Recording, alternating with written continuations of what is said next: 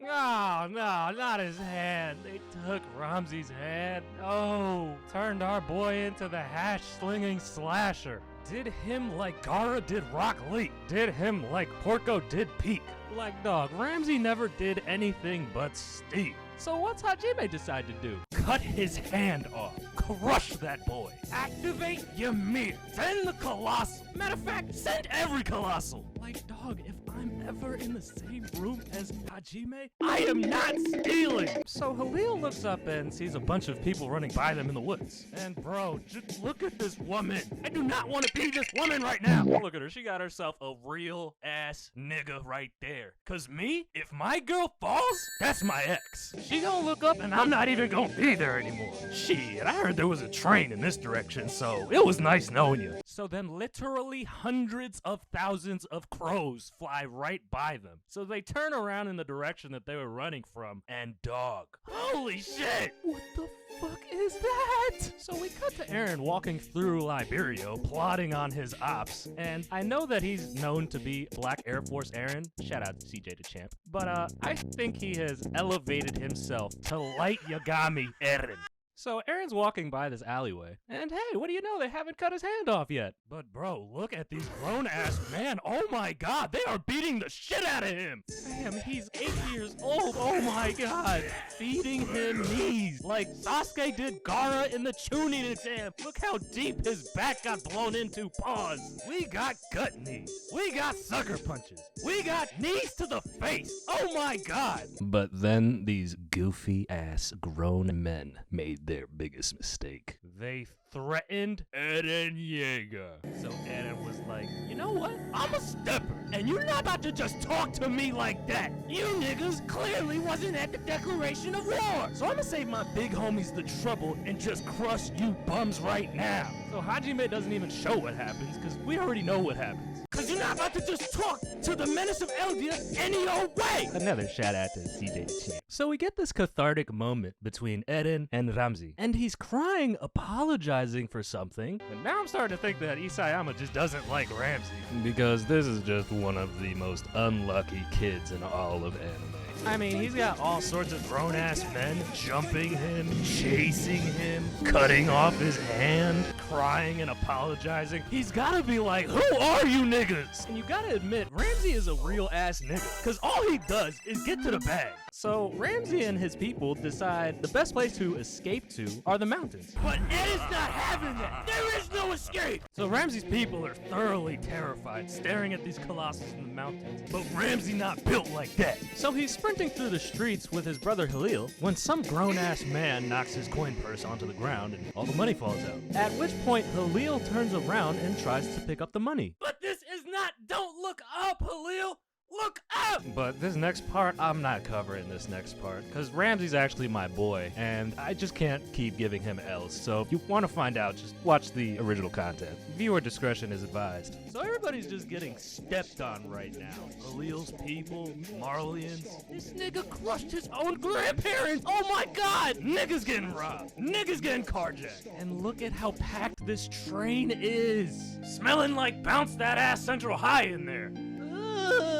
You know it's musty in there. I'm taking my chances with the Colossus. So we cut to this scene with Armin trying to mac on Annie. And my nigga Armin got the perfect soft boy Rizz. I mean, just look at how cute he is. Look at his cheeks. Pause. So Annie tries to walk away because she feels unworthy. But then our boy grabs her hand with the smoothness and is like, hey girl, what you did to my homies in the past is in the past. But cheeks is cheeks, so I'm sure they'll understand. And honestly, this was just one of the cutest moments in the show. And I'm definitely Team Armin x Annie now. So a little later on, Annie is explaining to Mikasa why she's not getting on the flying boat anymore. And Mikasa notices she's staring at Armin like... And then Mikasa's cheeks turn red, Annie's cheeks turn red. It was just the cutest. But then Mikasa's like, I'm taking Armin with me though. Cause if I can't have Eren, you can't have Armin. So then Annie says, so what you're saying is, you gonna go get my man killed. So I take it you gonna be killing Eren. To which Mikasa replies, that's not how this works, ho. You're a side character. You were out of commission for like 2.5 seasons. So hell no, I'm not killing the main character. I'm bringing him back and we're frolicking into the sunset. So a few hours pass and we cut to the hangar with the flying boat stored in it, and it's an hour away from being ready. So while everybody's saying goodbye to Annie, the scene cuts to Onyankopon and you briefly see someone limping in the background. Then this man just ups the hammer and starts unloading. No one was safe. Everything and everyone was a target. And it turned out that Flock held on to the flying boat from Paradise Island's port all the way to the flying boat's repair hangar, which is estimated to be hundreds of miles. And this nigga was hitting everything. The floor, empty barrels, the water in the background, but most importantly, the flying boat's fuel tank. No! So obviously King Flock didn't pick up any lessons from his interaction with FaZe Gabby. But you have to admit, niggas do not want smoke with Flock. This nigga held onto the boat, completely soaked, 4 hours. So just off the heart, just off the strength, I'm just gonna let them have the rumbling. Fuck it. But I'm not Mikasa, and Mikasa wasn't having it.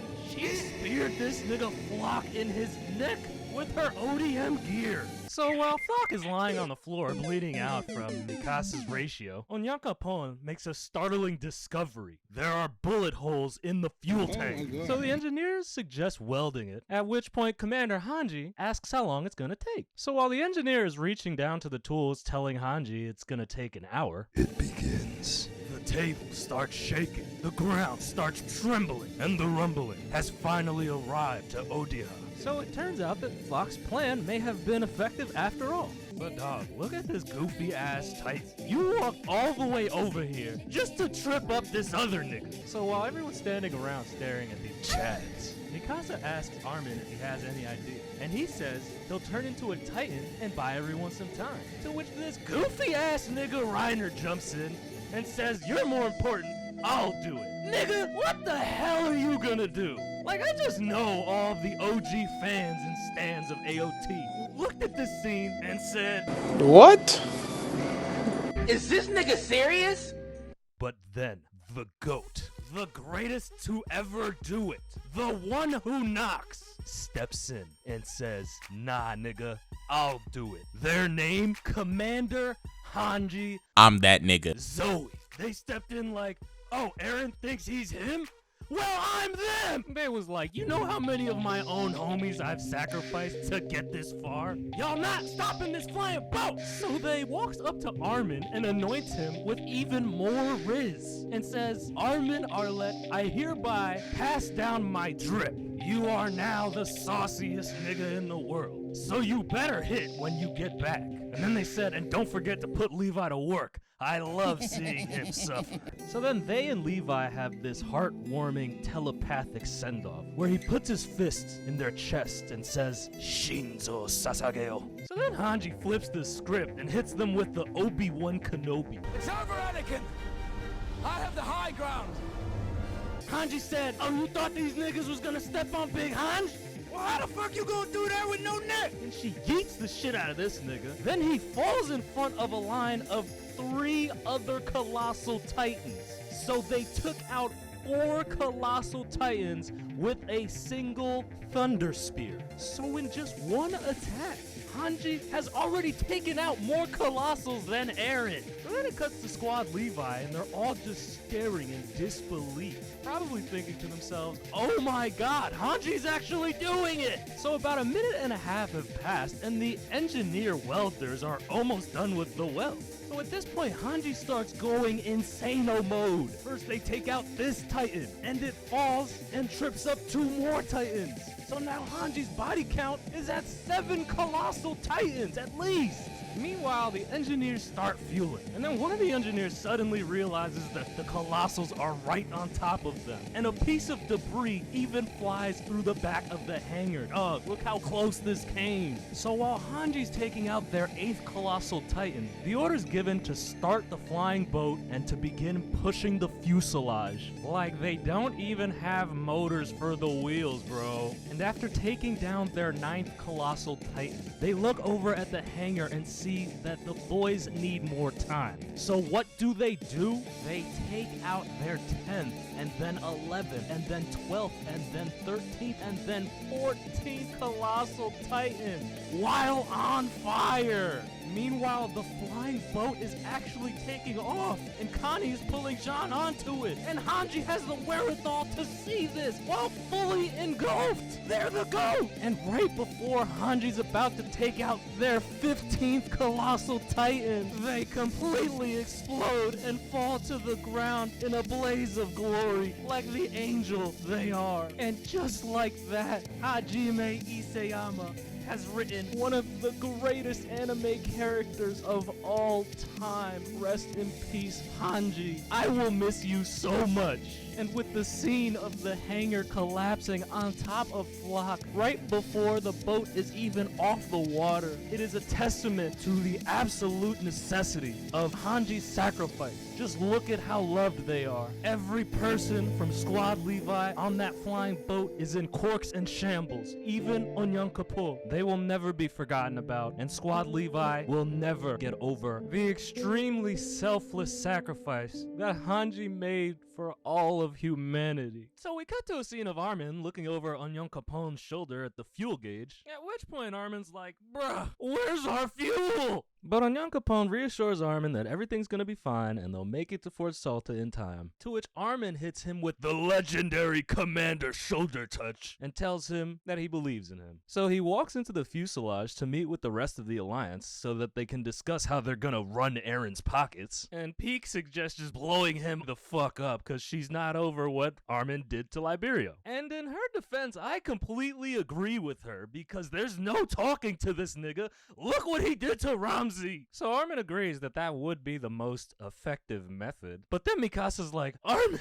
To which Armin responds by saying, but that's my day one nigga, so I'm gonna try to talk him down first. And then Levi chimes in and says, I don't give a fuck about none of that. That boy Zeke is one of the most bitch-ass niggas of all time, so let's just take him out first. So everybody's guilt-tripping over all the sacrifices that they've had to make to get this far. But then Armin realizes that Eren hasn't taken their Titan abilities. But it turns out Eren was spying the whole time because he dragged everybody into the paths. At which point all the OGs start pleading their case, trying to explain to Eren that it's no longer necessary to continue the rumbling because nobody in their right mind would ever attack Paradise again. But this is the Attack Titan, and he not here to talk. I think he just has a humiliation kink, because he just put them in the spin cycle, put them in a loop for no reason. Niggas thought they were gonna walk up to him and grab him, turn him around, and shake him out of it. But the whole time they were just running back to the rest of the Alliance. And Eren's just like, ha ha ha, I'm God in here. Look at y'all goofy asses running around in circles. Y'all niggas can't do shit. I'ma keep stepping on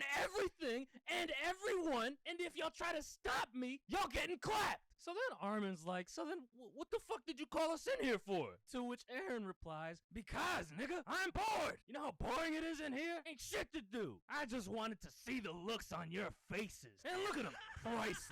So, if you want to stop the rumbling, then stop me from breathing. Good luck. So some time passes and Mr. Leonhard must have on his black ones right now, cause my man's just pushing the Glock into the back of this Marleyan train conductor, talking about this ain't no Sunday stroll, dog. There's mad Titans right there, so hurry the fuck up. So when we finally get to the top of the mountain, we realize that every single airship is gone. No. But then the Marleyan train conductor realizes that the airships are on a bombing run because they're headed right toward the Titans. So there's hope. But remember, this is Eren. So there is no hope. So the airships start releasing their payloads, but they're hitting everything but Eren's nape. So obviously these warriors were trained under Flock. So then Eren's just like, stop, that tickles. Zeke, you know what time it is. So he summons Zeke. And Zeke targets the airships and hits them with the strike. And the Marlians are just watching Zeke take out their entire air fleet in 2 throws. And just look at everybody's faces. Reiner's mom, Annie's dad, the Marlian brass. Everyone is shocked and terrified. I mean, who wouldn't be? Look at Zeke's grimace. So all hope is lost. The kids are scared. The adults are scared. Mr. Leonhardt is reassuring Mrs. Brown that their kids are probably safe on Paradise Island. And just when it seemed like all hope was lost, a little girl points at the clouds and asks, "What's that?" And I'm wondering the same thing, because I don't see anything. How did she see this? And right at the same time, one of the best OSTs of the entire show starts playing, and the lightning momentarily lights up the silhouette of the flying boat, and then we see its engine sputtering and flaming out, and then it shows us the fuel tank, and Onyankopon is running on fumes. So then Onyankopon is like, "You was talking hella spicy earlier, Eren." "Oh yeah, keep that same energy, cause Big Daddy Onyankopon is here, and I'm about to drop hella Titans right on your dome." And bro, just look at this cinematography. This is beautiful. So Onyankopon tells everybody that he sees Eren and tells them all to get ready to jump. To which Jean replies, "You come back here too." But Onyankopon is gonna make sure that they get directly over Eren's nape. And I know this next moment flew over a lot of people's heads, but the Ackerman's powers are confirmed canon, because Mikasa and Levi both reacted before anyone else and warned Onyankopon about the incoming hardening volley. And that warning came just in time too, because Onyankopon reacted so quickly that they just barely missed getting hit. And even though they lost the flying boat's floater and everyone got tossed and ragdolled in the fuselage, it doesn't matter because they're still airborne and going strong. And Levi already knows what that volley was from. That damn Beast Titan! So Armin says, "Good, now we don't have to find him. Everybody jump this nigga. Time to finish what Eren started." So we cut to Onyankopon right as he's increasing the flying boat's thrust, just dodging every single hardening volley. He's dodging left, he's dodging right. Zeke's professional baseball career is done. So Onyankopon gives the signal to jump, and Armin throws open the fuselage door, and everyone jumps. And this scene is just so amazing, words can't do it justice. Everyone is dodging volleys from Zeke right in his face. Levi's going crazy, Jean is going crazy, Mikasa's going crazy, Armin's going crazy, Connie's struggling, and then we cut to Reiner, and he bites his hand and makes his most epic transformation of the entire series. Look at this man. So then he body slams Zeke and says, "Get your ass over here. This is for all those times you and Eren beat my ass." And then slams him onto Eren's spine, and then Peak transforms, and she's got the bandolier TNT wrapped around her body, and then it shows us Onyankopon is inches away from slamming into Eren's spine, but he pulls up at the last second and makes it out of there. And then we cut to the Marlian POV, and nobody could believe it because a plane just came from behind the rumbling and is now in front of the rumbling flying towards them. And the Marlian commanders have noticed Reiner and Peak through their binoculars, and now it's clear to them that Paradise Island may have come to save the world. And we briefly see Reiner's mom crying at the sight of him being so close to danger. And then we cut to Squad Levi at Eren's neck, and then Armin asks him, "In what way will you be free when we drag you out of there?"